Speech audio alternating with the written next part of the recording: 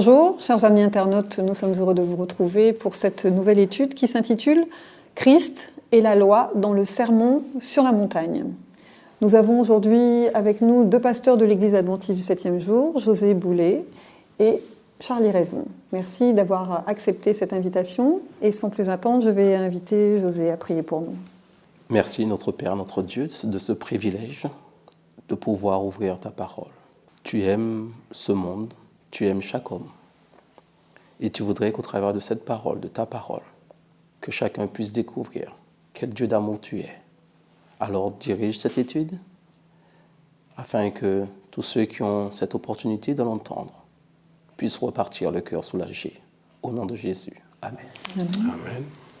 Dès le début de son ministère public, le Christ a parcouru la Galilée puis la Judée en enseignant dans les synagogues, au temple de Jérusalem, sur les bords du lac Tibériade, un peu partout où les foules se rassemblaient sur son parcours. Quand le collège des 12 apôtres a été constitué, il a pris soin de lui donner une formation de base que l'évangéliste Matthieu a rassemblée dans les chapitres 5, 6 et 7 de son évangile.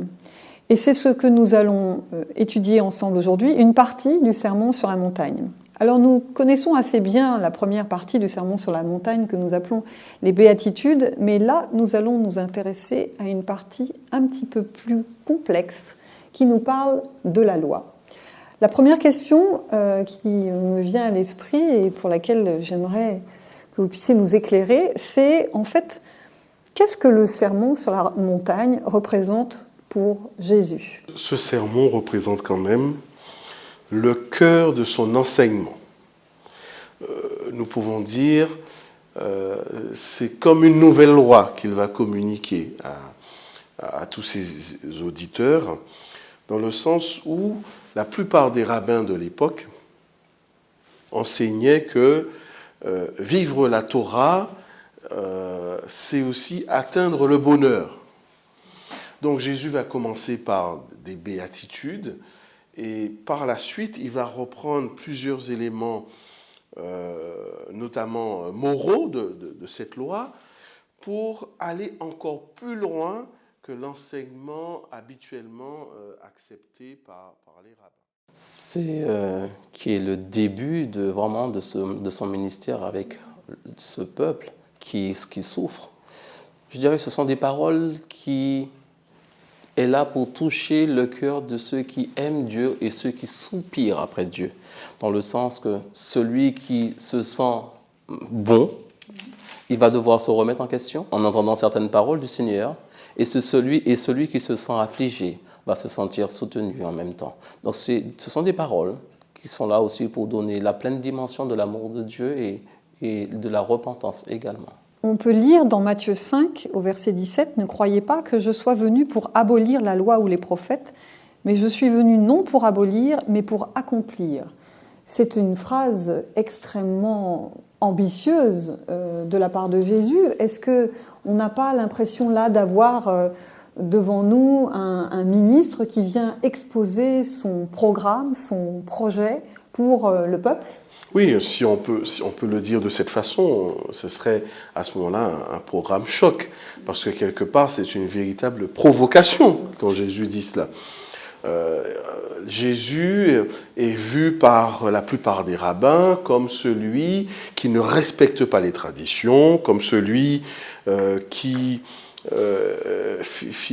finalement donne un enseignement qui n'est pas conforme à la loi.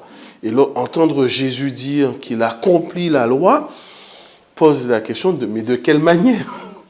Lorsqu'il dit aussi « je ne suis pas venu pour abolir, mais pour accomplir », on peut se rendre compte aussi la tradition, les années, les siècles ont fait que peut-être que le vrai enseignement de Dieu a été perverti. Et Jésus est en train de dire « tout ce qui m'a toujours concerné, je veux le réaliser. » Donc je ne vais pas aller à l'encontre de la parole du Père, je ne vais pas aller à l'encontre de ce que Dieu a toujours prévu dans ce plan de la rédemption. Au contraire, je vais l'accomplir. Donc j'irai dans le sens de la loi et j'irai aussi dans le sens de ce que les prophètes ont toujours annoncé de la part de Dieu. Je vais révéler. Est-ce que ça pourrait être comme la charte du royaume ? Oui, on peut le dire, c'est une charte. Pourquoi? Parce que au travers de ce nouvel enseignement, Jésus va montrer que l'esprit de la loi importe plus que la lettre. Et quelque part, quand il va dire qu'au verset 20 du même chapitre, Matthieu 5, verset 20, il dit, je vous le dis, si votre justice ne surpasse celle des scribes et des pharisiens, vous n'entrerez jamais dans le royaume des cieux. Il faut savoir qu'à l'époque, le pharisien était très respecté. C'était quand même un homme qui avait réussi à faire plier son cœur face aux exigences de la loi. Donc c'était assez culpabilisant pour ceux qui avaient déjà du mal à intégrer la loi dans leur vie de tous les jours.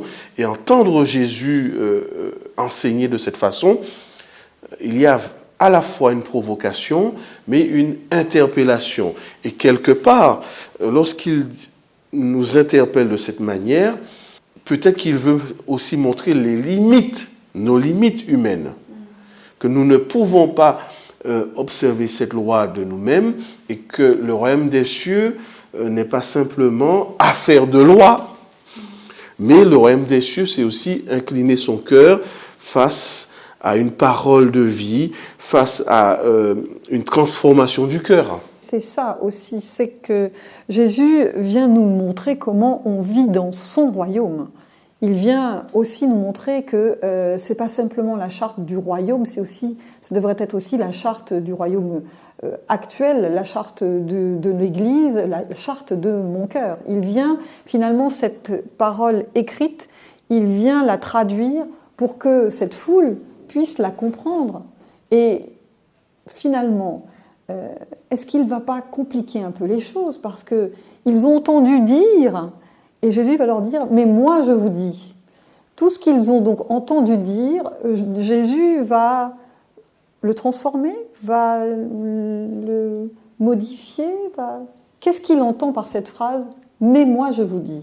Je ne pense pas qu'il est là pour modifier, il n'est pas là pour retirer, il n'est pas là non plus pour ajouter ses propres commentaires personnels simplement. Je pense qu'il veut mettre l'accent sur la loi même de Dieu. Disons que qu'est-ce que cette loi veut dire? Pourquoi Dieu met cette loi? Et parce que, en gros, l'homme avait une explication un peu restreinte de cette loi. Parce qu'il donnait l'explication de cette loi par rapport à sa propre expérience, par rapport à la tradition. Et cette loi ne se vit pas ainsi, ne se comprend pas ainsi. Cette loi se comprend lorsque Dieu est présent dans le cœur. C'est lorsqu'il est présent qu'il est capable de faire comprendre cette loi et de voir toute la dimension de cette loi. Donc, lorsque Jésus est en train de dire « mais moi je vous dis », c'est-à-dire Jésus est en train de dire « je vais vous montrer que pour celui qui croit au travers de ses actes pouvoir mériter quelque chose, je vais vous montrer réellement que vous n'avez pas encore compris tout l'aboutissement de cette loi. » Et en même temps, il est en train de dire à celui qui est découragé, ne sois pas découragé parce qu'il y a quelqu'un qui est en mesure d'accomplir cette loi dans ton cœur. Mais est-ce que donc finalement il nous conduit à quelque chose de plus facile ou quelque chose de plus difficile? Alors, il y a deux manières de le voir. Pour certains, ça va être difficile, pour d'autres, facile. Mais je dirais, à mon sens, il n'est pas tellement question d'une difficulté nouvelle introduite par Jésus. Mais il faut y voir plutôt un état d'esprit différent. Je m'explique. Lorsque nous lisons verset 21 du même chapitre, « Vous avez entendu qu'il a été dit aux anciens, tu ne commettras pas de meurtre. Celui qui commet un meurtre sera passible du jugement. Mais moi, je vous dis, quiconque se met en colère contre son frère sera passible du jugement. Celui qui traitera son frère de raca sera passible du Sanhédrin. » La question, c'est quelle est l'intention du législateur? À chaque fois qu'il y a une loi, il y a une intention du législateur. Et là, Jésus veut nous montrer que certainement qu'il y a encore plus grave que le meurtre.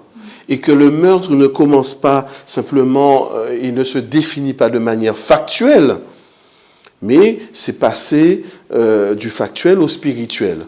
avant d'arriver au meurtre. Il y a une colère qui s'exprime et très certainement, cette colère, c'est déjà un meurtre en soi parce qu'on est séparé de son frère. Donc Jésus va au cœur des choses. Ne pas simplement rester dans le factuel, mais se dire que la miséricorde de Dieu m'invite à être prudent même dans la manière dont je vais exprimer ma colère, parce que c'est déjà un chemin de meurtre. Mais est-ce qu'on n'est pas en train de creuser un fossé entre la loi et le pécheur? Si je prends l'histoire du jeune homme riche qui vient voir Jésus, il va dire à Jésus qu'il a toujours observé la loi depuis sa jeunesse. On va parler de ce qu'on est en mesure d'accomplir par rapport à cette loi. De ne pas mentir, je peux ne pas mentir. De ne pas tuer, je vais m'arrêter sur les actes. Donc quand j'accomplis un acte, si je n'ai pas accompli cet acte, je vais dire que je n'ai pas péché. Jésus va montrer qu'on peut ne pas accomplir un acte et quand même être en transgression face à cette loi, entre la loi de Dieu.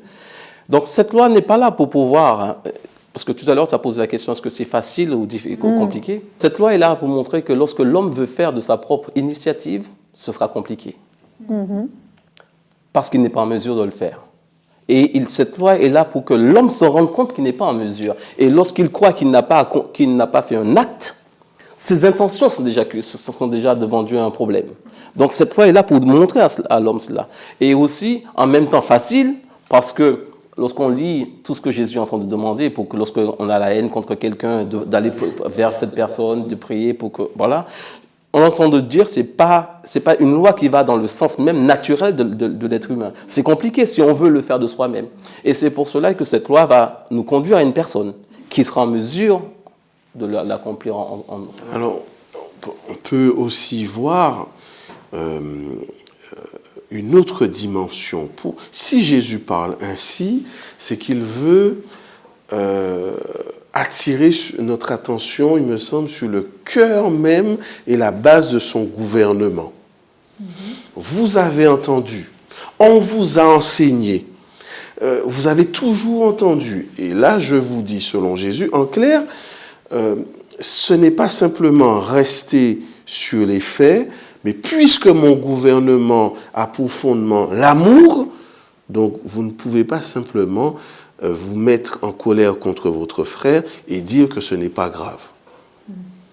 C'est vraiment d'autres dispositions d'esprit et de cœur que Jésus est en train d'exemplifier, parce que c'est aussi ce qu'il va vivre face à ses ennemis. Mais comment faire pour satisfaire et vivre selon ce qu'il demande?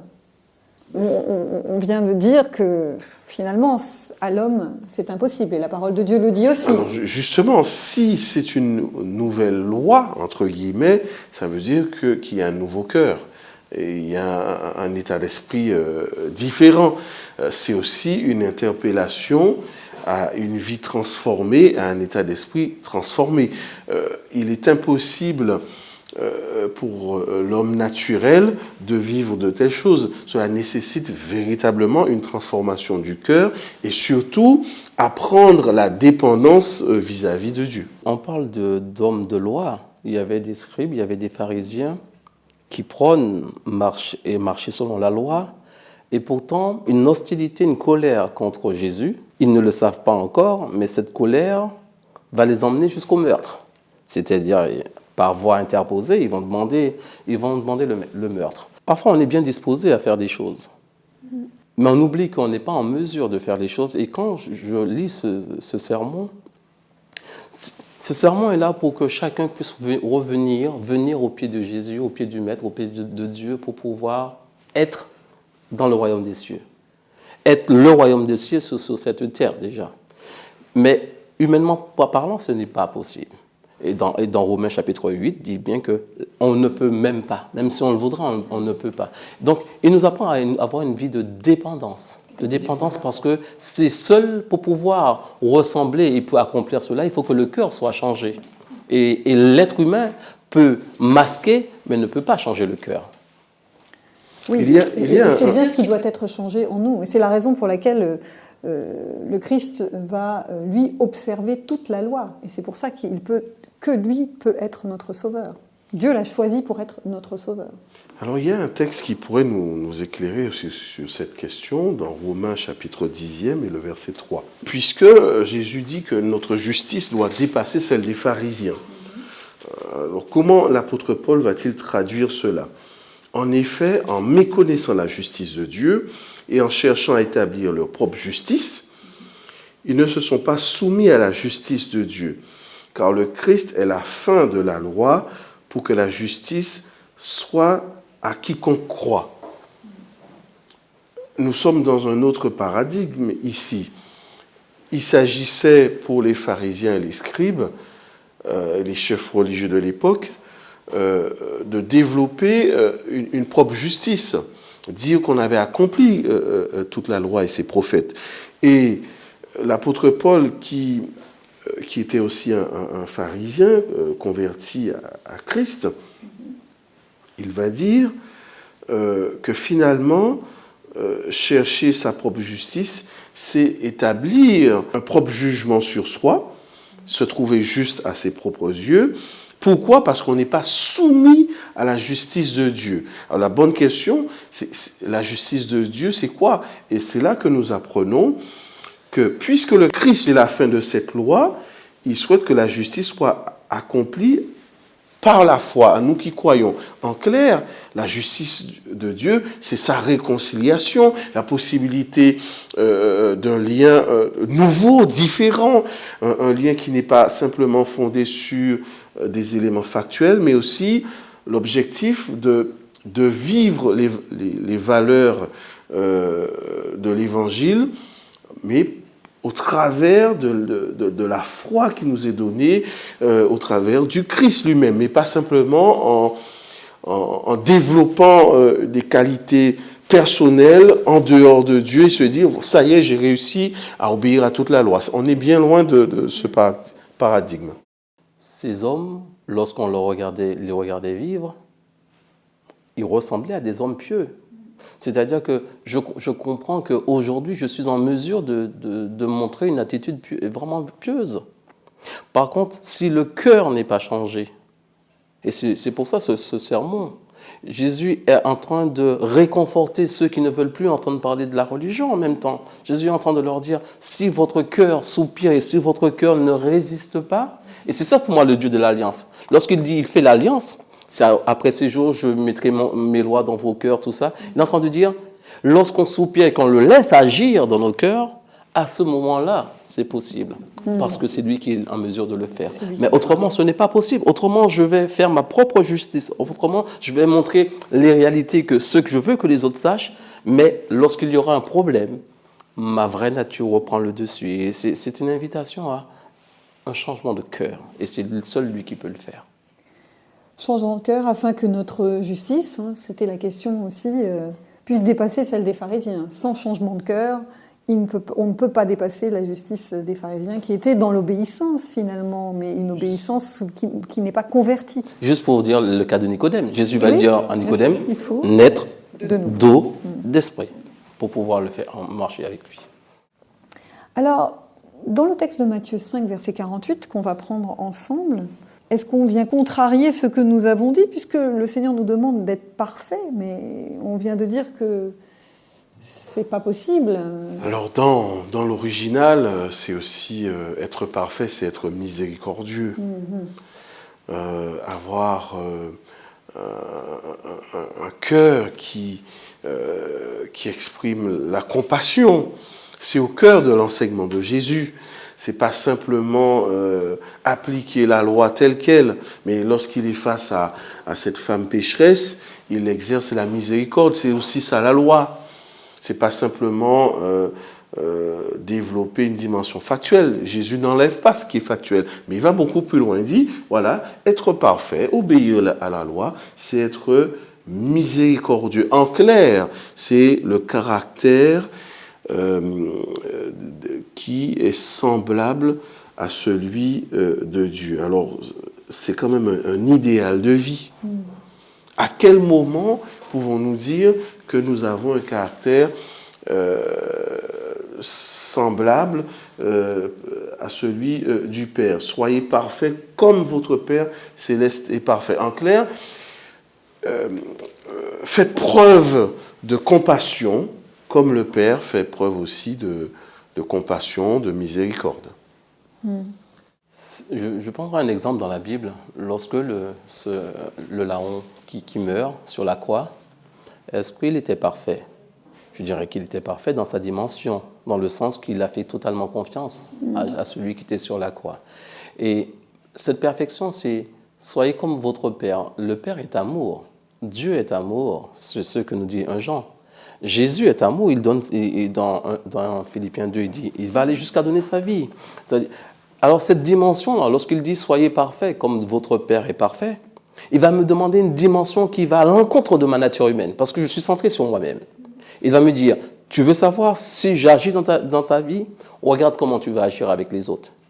Et quand tu vois que ta façon d'agir avec les autres n'est pas juste, soupire après moi pour que je puisse transformer ce cœur.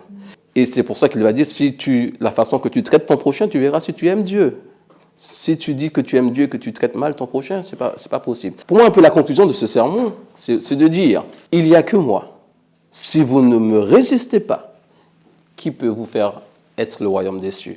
C'est-à-dire, j'ai fait l'alliance de vous transformer si vous ne vous mettez pas en barrage. Si ce n'est pas le cas, je vous promets de transformer vos vies, de faire que vous aimiez. Alors, il faut aussi replacer ce verset 48 dans son contexte. Ça commence quand même par vous avez appris que tu aimeras ton prochain, tu détesteras ton ennemi. C'est ce qui était enseigné. On est dans du factuel encore. Pour ainsi dire, ce serait normal. Mais Jésus dit, je souhaite que vous alliez beaucoup plus loin. Faites preuve de miséricorde, même pour vos ennemis. Et là, nous sommes dans un enseignement qui est radicalement opposé à l'enseignement largement admis par les scribes et les pharisiens. Parce que simplement, l'enseignement émis par les scribes, les explications, va aller jusqu'à ce que la nature humaine peut aller, jusqu'où la nature humaine peut arriver. Donc, aimer mon prochain qui me fait du bien, c'est normal. Tout le monde, même celui qui ne connaît pas Dieu, le fait. Maintenant, aimer mon ennemi, si je ne le fais pas par la prière, ce n'est pas possible. Au verset 38, toujours de Matthieu 5, on va voir là quelque chose qui va nous obliger à aller encore plus loin, puisque c'est la loi qu'on appelle la loi du talion, œil pour œil, dent pour dent. Que signifie cette injonction? Face à tout ce que nous venons de dire, est-ce que Dieu aurait mis une manière de répondre à l'offense, établi un calcul par rapport à la manière de répondre à l'offense? Qu'est-ce qu'on entend par cette phrase? Alors, au verset 38, œil pour œil, dent pour dent, c'est ce que vous avez entendu. Et cette phrase de Jésus encore, mais moi je vous dis de ne pas vous opposer aux méchants. Si quelqu'un te frappe sur la joue droite, tends-lui aussi l'autre. En clair, ne pas rendre le mal pour le mal.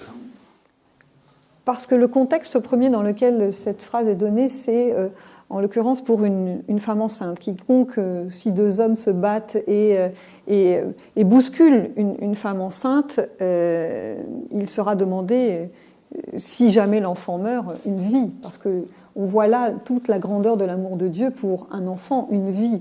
Et puis, il parle aussi de l'esclave. Si un esclave perd dans son travail, si son maître lui fait perdre un œil, eh bien, il sera libéré, lui et sa famille. On voit un contexte particulier, et je pense que là, Jésus, c'est encore dans un contexte particulier qu'il veut donner la mesure de la réponse à l'offense. Dans cette partie, c'est pour ne pas laisser le mal aller en exponentiel, je peux dire ainsi. C'est-à-dire que cette loi était donnée pour les juges, de façon à ce qu'il y ait... parce que l'homme, dans sa nature, réclame justice. Et parfois, si on laisse le cœur de l'homme aller sans frein, selon ce qu'il ressent, aller, sa nature. Il va aller au-delà de ce qui est juste. Donc, Pour un œil, il peut prendre une jambe. Donc, c'est quelque part, c'est un moyen de faire en sorte que les choses soient justes à ce niveau-là. Une juste proportion, de de la sentence, finalement, face à l'offense. Non seulement une juste proportion, mais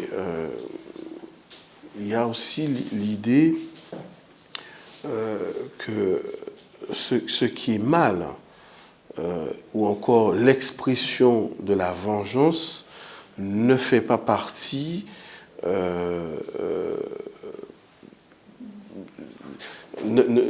cela ne fait pas partie de ce que nous sommes appelés à vivre dans le royaume.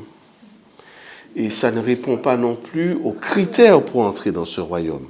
Parce que ce n'est pas l'image de Dieu lui-même. Ce n'est pas la nature de Dieu. Et oui. Donc il est normal que Jésus dise « Stop ! Si on te frappe, eh bien, ne réponds pas de la même manière. Il y a une autre façon de répondre, une réponse non violente. Oui, et en fait, il nous dit il y aura de la miséricorde pour ceux qui auront eu miséricorde. Disons que si on aime quelqu'un, on ne répondra pas. Enfin, si on aime quelqu'un, on va toujours, on ne sera pas impartiel dans la réponse, on sera toujours tempéré parce qu'on aime. Et donc, c'est pour ça qu'il nous invite à aimer notre prochain.